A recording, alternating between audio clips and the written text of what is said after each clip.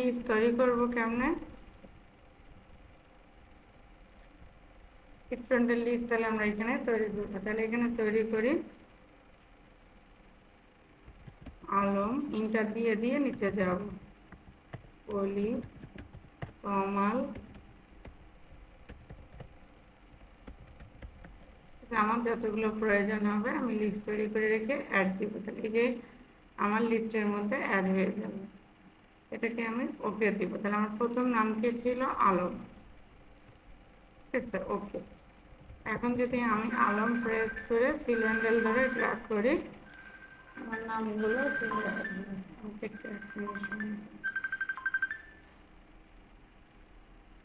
Hello,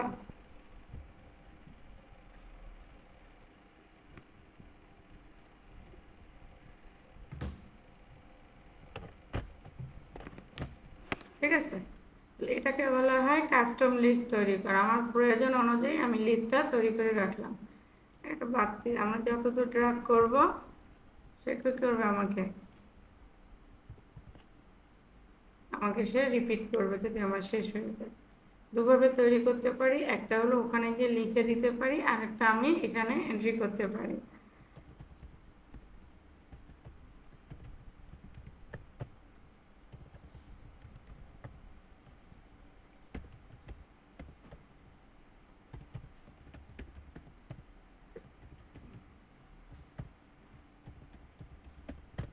ঠিক আছে, এটা আমার লিস্টটাকে সিলেক্ট করে একটু দেখেন, আগে দেখেন, যদি প্রয়োজন মনে করেন আমি কাজ করতে দেব, সমস্যা নেই। অপশনস থেকে অ্যাডভান্সে যে ঠিক একই জায়গা থেকে এডিট কাস্টম লিস্ট থেকে ইম্পোর্ট, ঠিক আছে, এই যে আমরা সিলেক্ট করে নিয়েছি জন্য সে এটাকে সিলেক্টেডটা ইম্পোর্ট করে নিয়েছে, দেন ওকে দিলাম, দেন ওকে। হ্যাঁ, এটা সিলেক্ট করে নিয়ে গিয়েছিলাম, এই জন্য সে রেঞ্জটা নিয়েছে। তাহলে আমার প্রথম নামটা কি ছিল, পপি। প্রথম নামটা আমার যদি বানান ভুল করি তাহলে কিন্তু হবে না।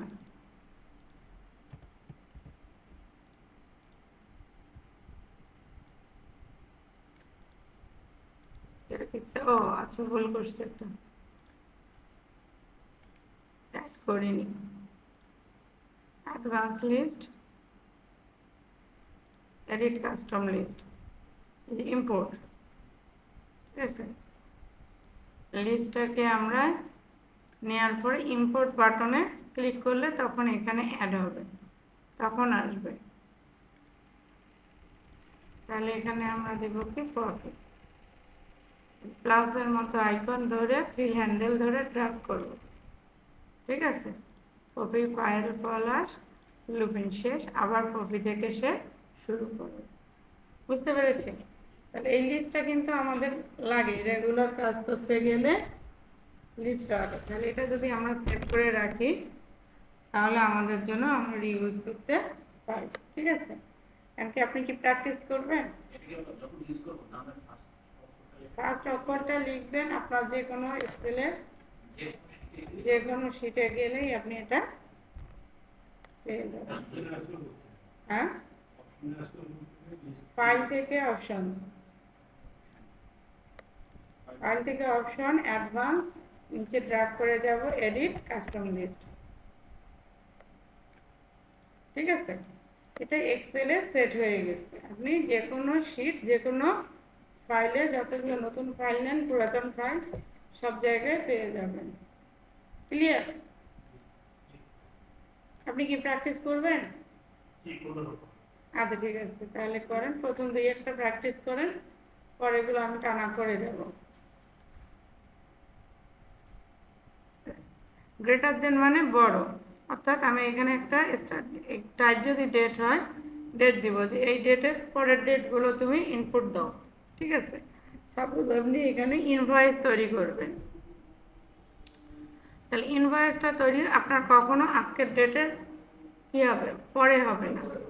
আজকে কত তারিখ, আজকে হলো আমার 1 আগস্ট, তাহলে আমার ইনভয়েসটা অবশ্যই হতে হবে আজকের ডেটের থেকে বড়, 1, 2, 3 এরকম, 7 মাসেরটা হবে না। তাহলে আপনি এখানে গ্রেটার দেন দিয়ে ডেটটা বলে দিবেন যে কত তারিখ, এই ডেটটা এন্ট্রি থাকলে সেটা দিয়ে আপনি বলে দেবেন। আচ্ছা, এটাকে তাহলে এখানে আমরা দুটোভাবে অ্যাপ্লাই করি। নাও নামে একটা ফাংশন রয়েছে এক্সেলে, সে কী করবে, ডেট এবং টাইম দিবে নাও। আর টুডে একটা ফাংশন আছে, সে আজকের ডেটটা দেখাতে হবে। ট্যাব প্রেস করে ক্লোজ করে দেন, আজকের ডেট। আপনি বলতেছেন এইখানকার এই রেঞ্জটা আমি বলে দিলাম, এই রেঞ্জের মধ্যে এই ডেটের থেকে ডেট গেটার দেন, স্টার্ট ডেটটা হবে এই ডেট। ঠিক আছে, এই ডেটের থেকে বড় হতে হবে। এরর অ্যালার্ট এখানে দিতে পারেন, ইনভ্যালিড ডেট। এখানে বললাম কি, invoice date must be greater than, আজকের ডেট বলে দিলাম কি 01/08/2025। আমার নাম লক উল্টা পাল্টা হচ্ছে কেন, 01/08/2025। ঠিক আছে, এখন যদি আমি এখানে ডেট এন্ট্রি দেই, সিস্টেম আসে কি মাস আগে, তাহলে আমি মাস আগে দিব 8 মাস 1 তারিখ 2025। আমি বলেছি গ্রেটার দেন, তাহলে আজকেরটা নেবে না, আমাকে অবশ্যই কী করতে হবে, 1 তারিখের জায়গায় 2 তারিখ দিতে হবে। আর যদি আজকের ডেটের সমান হতো, আমি যদি আজকের ডেটের সমান চাই, তাহলে সেম জায়গায় যাবেন, গ্রেটার দেন ইকুয়াল আসবে, সেটিংস থেকে greater than or equal, equal দিলে তাহলে আজকের ডেট সহ আমাকে ইনপুট দিতে সে দিবে। বুঝতে পেরেছি? আমাদের ডেটা নিয়ে কাজ করতে গেলে এই ভ্যালিডেশনটা খুব বেশি প্রয়োজন। তাহলে এটা আমরা ডেট নিয়ে ভ্যালিডেশন দিলাম। এখান থেকে আমার সেটিংস থেকেই সবগুলো রয়েছে। টাইমের ক্ষেত্রেও একই, টেক্সট লেন্থ আমি বলে দিতে পারি যে এখান থেকে এখানে আমার টেক্সটের লেন্থ সর্বোচ্চ এত হবে, অথবা আপনি যদি এই ঘরের মধ্যে মোবাইল নাম্বার ইনপুট দেন, তাহলে আপনার টেক্সট লেন্থ কত হবে, 11 ডিজিট। আর যদি কেউ কান্ট্রি কোড দেয়, তাহলে কত হতে পারে, আরও 3টা আছে, তাহলে কত হবে, 14 হবে। তাহলে আমি বলে দিলাম কি মিনিমাম হবে 11 আর ম্যাক্সিমাম হবে কি 14। এখানে যখন আমি 1 2 3 4 5 6 7 8 9 10 11 দিচ্ছি নেবে। ঠিক আছে, তাহলে এটা কি আমার টেক্সট, এটাকে আমার কি করতে হবে, টেক্সটে কনভার্ট করতে হবে। Ctrl+1 দিয়ে format sell dialogue box, number, এটা কি আমার টেক্সট, আমি টেক্সট বলে দিব। ঠিক আছে, 1 2 3 4 5 6 7 8 9 10 11, আমার 11 ডিজিট সে নেবে। কিন্তু যদি আমি এখানে 11 থেকে 3টা কমাই দিই, সে কিন্তু আমার নেবে না। এখানে আমি কোনো এরর অ্যালার্ট দেইনি, দ্যাটস ওয়াই সে কী করেছে, নিজের একটা মেসেজ দিয়েছে। বুঝতে পেরেছি? আমার এখানে 11 থেকে আমি কত দিতে পারবো, 14টা পর্যন্ত, 2 3 4 5 6 7 8 9 10 11 12 13 14 পর্যন্ত সে নিয়েছে। এখানে যদি আমি 15 16 দিই, সে আমার নেবে। এটা হলো আমাদের এক্সেলের ডেটা ভ্যালিডেশন। বুঝতে পেরেছি?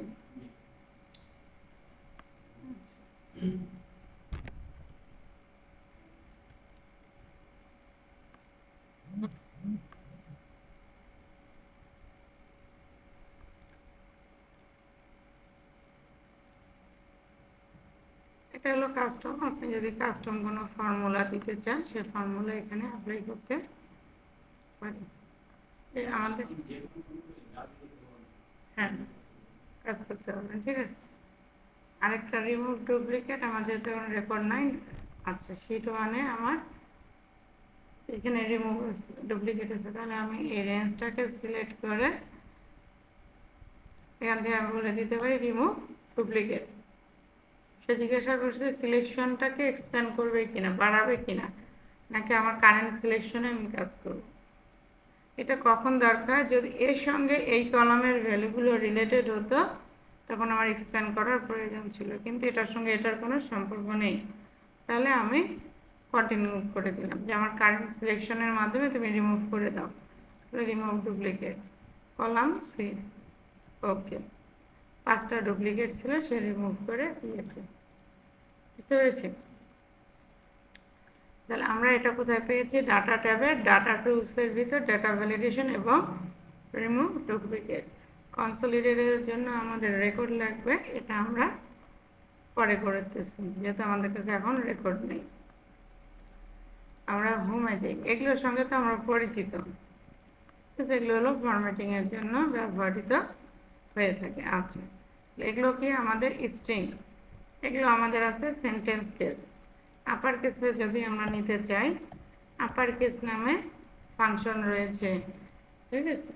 আমি কাকে আপার করব, এখানে যে টেক্সট দিব সেটাকে সে আপার করে দিবে। তাহলে আমি বললাম কি সেল দিলাম, ঠিক আছে। তাহলে আমি সেল ধরে টানলে সে দিয়ে দিবে। আচ্ছা, তার আগে আরেকটা বিষয় বলি, আমরা সবাই জানি, তারপরও এটা হলো আমাদের কি কলাম, আর এটা হলো কি রো। কলাম হলো এ বি সি এগুলো, আর রো হলো 1 2 3। রো এবং কলামের কম্বিনেশন এটাকে কে বলে সেল। প্রতিটা সেলের একটা নাম আছে, A1। কলাম এবং রো এ দুটো মিলে হলো সেল A1, ঠিক আছে। আমাদের কার্সর যেখানে থাকবে এটা হলো কি অ্যাক্টিভ সেল। এই সেলের ইনফরমেশনটা আমরা কোথায় পাচ্ছি? এটাকে বলে নেম বক্স। নেম বক্সের মধ্যে সেলের নামটা দেখাচ্ছে, ঠিক আছে, J5। তাহলে আমরা যে কোনো কাজ করতে গেলে এক্সেলে কি লাগে? সেল রেফারেন্স লাগে। সেল রেফারেন্স বলতে ওই সেলের ভ্যালুটা লাগে, যে ভ্যালুটা আছে সেলের মধ্যে ওই সেলের নামটা আমার প্রয়োজন। আমি যদি এখানে যাই লিখি, সেলের মধ্যে যাই লিখব, অটোমেটিক্যালি ওই সেলটা যেখানে রেফার করব ওখানে ভ্যালুটা পেয়ে যাবে।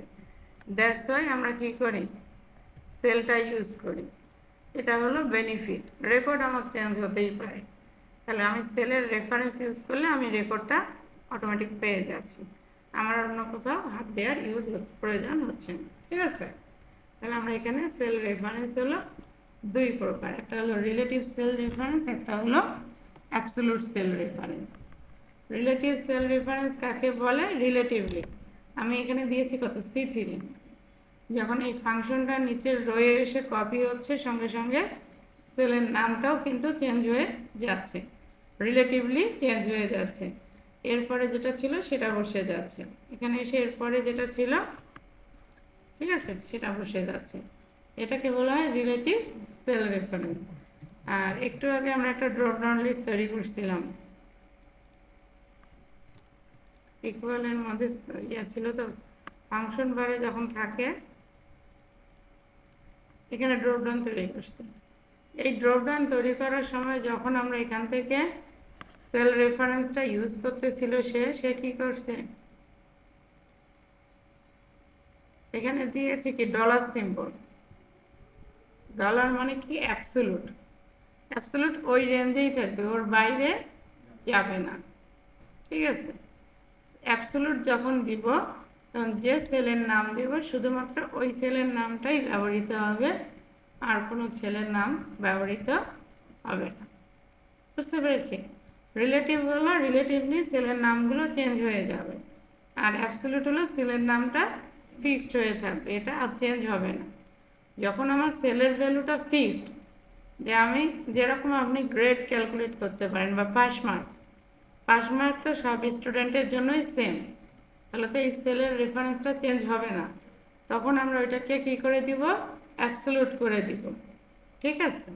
কিংবা স্টুডেন্টের রেজিস্ট্রেশন ফি, যে এই সেমিস্টার ফি 5000 অ্যামাউন্ট যতজনে ভর্তি হোক সবার জন্যই সেম, আমি ডিউ ক্যালকুলেট করব, 5000 থেকে ডিউ ক্যালকুলেট করব। তাহলে এই সেলটা আমি যেখানে ইউজ করব সেটাকে অ্যাবসলিউট হিসেবে রেখে দিব। তখন আমরা কি ইউজ করব? ডলার। ডলারটা কোথায় আছে? আমার 4 এর মধ্যে। শীট 4 ধরলে আমার কি হবে? ডলার হয়ে যাবে। বুঝতে পেরেছি? তাহলে এই রিলেটিভ এবং অ্যাবসলিউট সেল রেফারেন্স দুই প্রকার। এই দুই প্রকার সেল রেফারেন্স কম্বিনেশনে চারভাবে ইউজ দিতে হয়।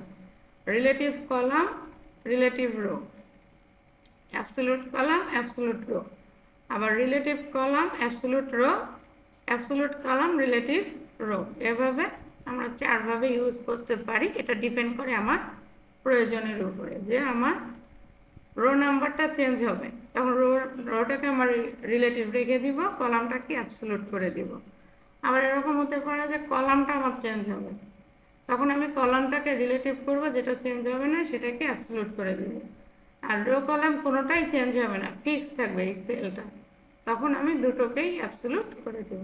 বুঝতে পেরেছি?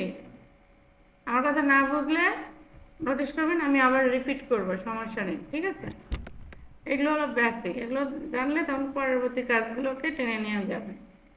বুঝতে পেরেছি? তাহলে টেক্সট কিছু ফাংশন রয়েছে, একটা হলো আপার, আর একটা রয়েছে কি লোয়ার। ঠিক আছে? তাহলে লোয়ারের ক্ষেত্রে আমরা সেল দিয়ে দিলাম, তখন সে কি করে দেবে? লোয়ারকে সেল দিয়ে দেবে। আর একটা রয়েছে প্রপার। কি বিষয়?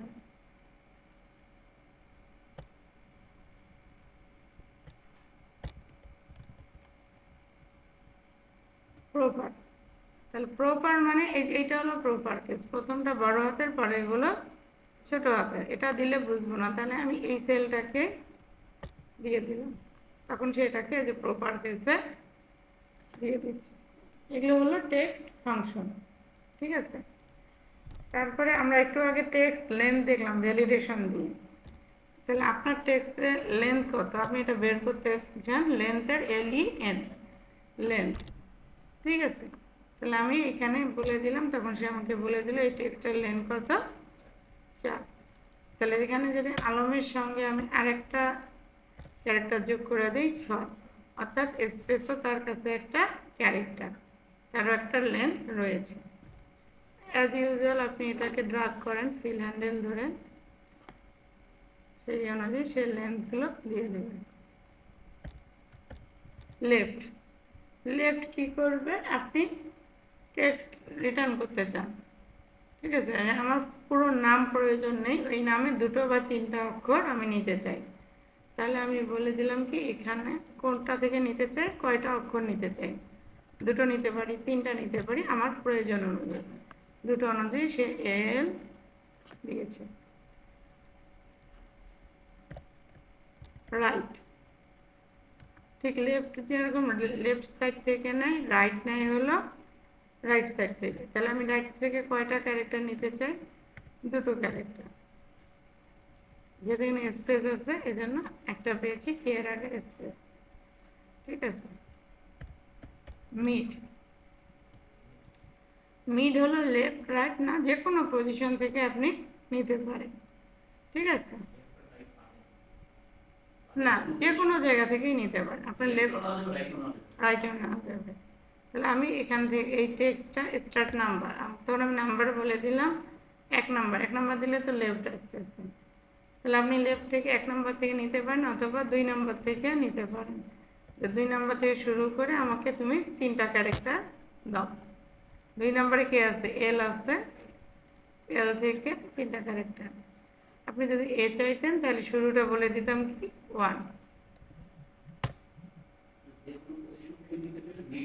মিড ইউজ করব, আপনার কোনো স্পেসিফিক লেফট না রাইট না, তখন আপনি মিড ইউজ করবেন।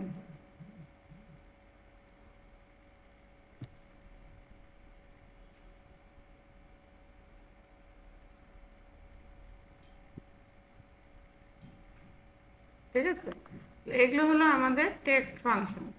আমরা upper, lower, proper, length, left, right, mid দেখলাম। ঠিক আছে? আপনাদের কাছে একটা বই দিয়েছি, এই বইয়ের মধ্যে ফাংশনগুলোর নাম লিস্টেড করা। এগুলো হলো টেক্সট টাইপ ফাংশন।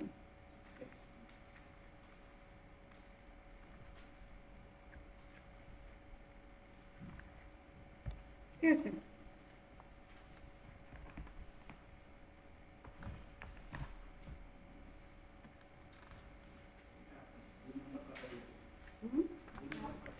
দুই নম্বর পাতায় টেক্সট ফাংশনগুলোর নাম রয়েছে। ঠিক আছে,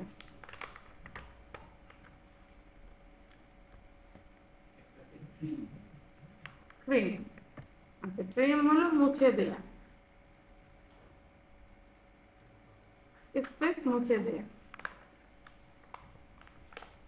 আমাদের কি থাকে? স্পেস থাকে না? অনেক সময় কি হয়, স্পেস থাকে। স্পেস থাকলে কি আপনার ক্যালকুলেশনে কিন্তু প্রবলেম হয়। ট্রিমের কাজ হলো স্পেসটাকে মুছে দেয়া।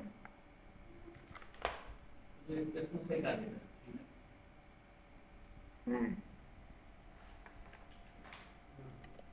এটাই তো বুঝতেছি না।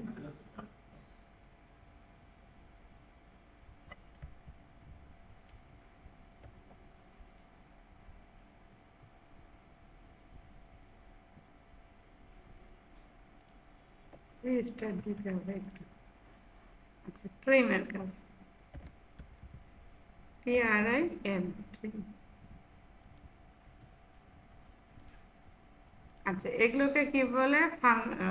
এক্সেলের এরর রয়েছে। এটা হলো হ্যাশ দিয়ে যখন আসে, এটা হলো কি এরর। এরর লিস্টগুলো ওখানে আছে, নেম।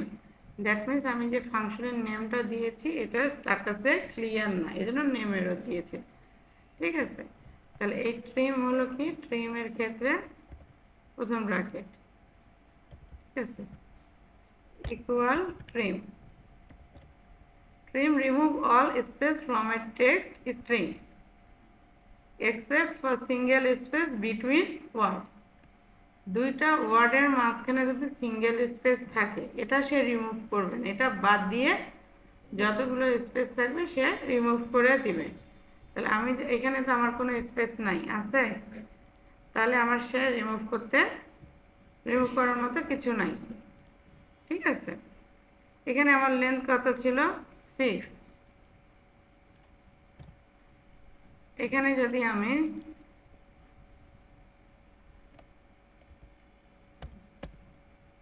তিনটা স্পেস দিলাম, লেন্থ বেড়ে গেল আমার 8।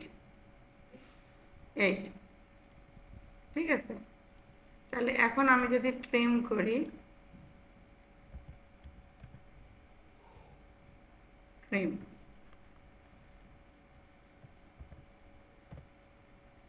তাহলে এখানে আমার একটা স্পেস আছে, বাকি অতিরিক্ত স্পেসটা আমার মুছে দিয়েছে। এটা যে আমার মুছে দিয়েছে আমি কি দিয়ে বুঝবো? আমি যদি লেন্থ দেই, এটার উপর লেন্থ অ্যাপ্লাই করি, লেন্থ হলো 6, তাহলে যে বাকি দুটো স্পেস মুছে দিয়েছে। বুঝতে পেরেছি?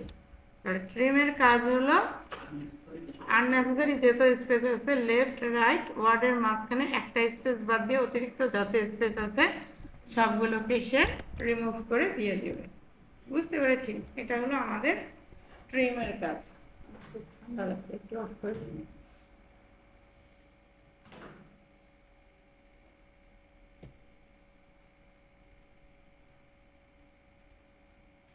তাহলে মোটামুটি আমাদের টেক্সট ফাংশন এগুলো আমাদের দৈনন্দিন জীবনে লাগে, যেগুলো লাগে। ঠিক আছে, হ্যাঁ, এগুলো লাগে। এরপরে আপনার দেখেন এরর কোড। এরর কোড আমরা একটু আগে নেম পেয়েছিলাম, আর যদি হ্যাশ আসে, এটা তো কম বেশি আমরা সবাই পরিচিত। কলামের ওয়াইডটা ছোট হয়ে গেলে ভ্যালুর তুলনায় তখন হ্যাশ আসবে, হ্যাশ ভ্যালু। ঠিক আছে, রং টাইপ অফ আর্গুমেন্ট। এই লেন্থটা কি? আমার একটা এক্সেলের ফাংশনের নাম, আর এর ভিতর আমি যেটা দিই এটাকে বলে আর্গুমেন্ট। তাহলে লেন্থ যে আর্গুমেন্ট নেই, এই আর্গুমেন্ট বাদ দিয়ে আমি যদি অন্য কোনো আর্গুমেন্ট দিই তাহলে ভ্যালুটায় এরর আসবে।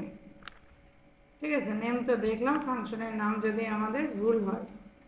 হ্যাশ রেফ অর্থ কি? আমি এমন কোনো রেফারেন্স দিচ্ছি যেই সেলেরটা অস্তিত্ব নাই, রেফারেন্স টাইপের এরর দিচ্ছি। ডিভাইড বাই 0, কখনো 0 দিয়ে ডিভাইড করা যায় না। নর্মালি 0 দিয়ে ডিভাইড করলে ইনফিনিটি আসে, তখন এক্সেল এই এররটা দিয়ে থাকে, ডিভাইড বাই 0। বুঝতে পেরেছি? আর এই যে এররগুলো আসে, এই এররগুলোকে যদি আমি কাস্টমাইজ করতে চাই, যে এররটা দেখাবে না, কিন্তু এরর আসলে আমি এটাকে একটা মেসেজ থ্রো করব, তখন একটা ফাংশন আছে ইফ এরর। ইফ এরর, যদি এরর আসে আমার এই ফাংশনের মধ্যে, তুমি এই মেসেজটা শো করো। এখানে মেসেজের মধ্যে দিয়ে দিলাম প্লিজ চেক ফাংশন। ঠিক আছে?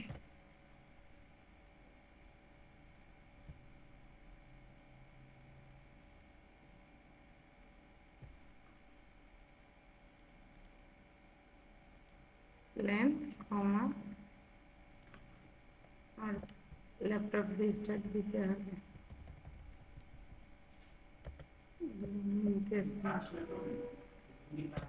না, টাচ না।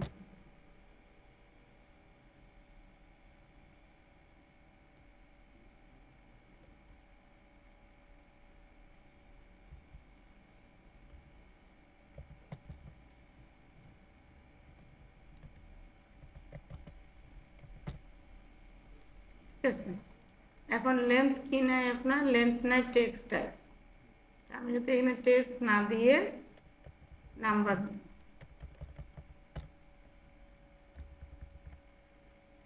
দিই, তো সেই নাম্বারটাকে টেক্সট বানাই নিয়ে সেটার লেন্থ সে দিয়ে দিচ্ছে। ঠিক আছে? এররটা এখানে থেকে বেটার হবে।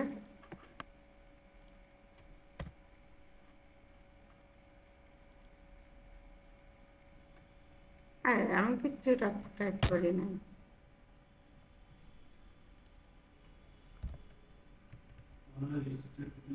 একটা রেজিস্টার দিয়ে নিই। হ্যাঁ, রেজিস্টার একটা দিয়ে দেখি দিয়ে। আচ্ছা, ইফ এররটা শেষ করে আপনাদের দেখাচ্ছি। একটু আগে ইফ এরর আসছিল কি নেম, এটাতেই যাই। ইফ এরর দিলাম কোথায়? ইফ এরর, এই যে লেন্থের এখানে এলএন নামে আর কোনো ফাংশন নেই। যখন আমি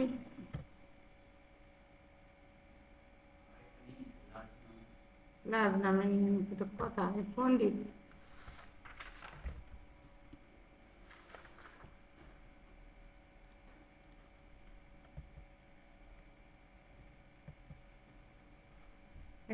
আপনার মেসেজটা সে দেখাচ্ছে যে ফাংশন। ঠিক আছে?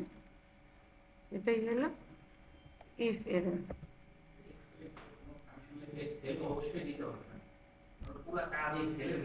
সেলের ভিতরে আপনি সেল বাদ দিয়ে নর্মাল ভ্যালু দিতে পারেন, সেটা আপনার লস।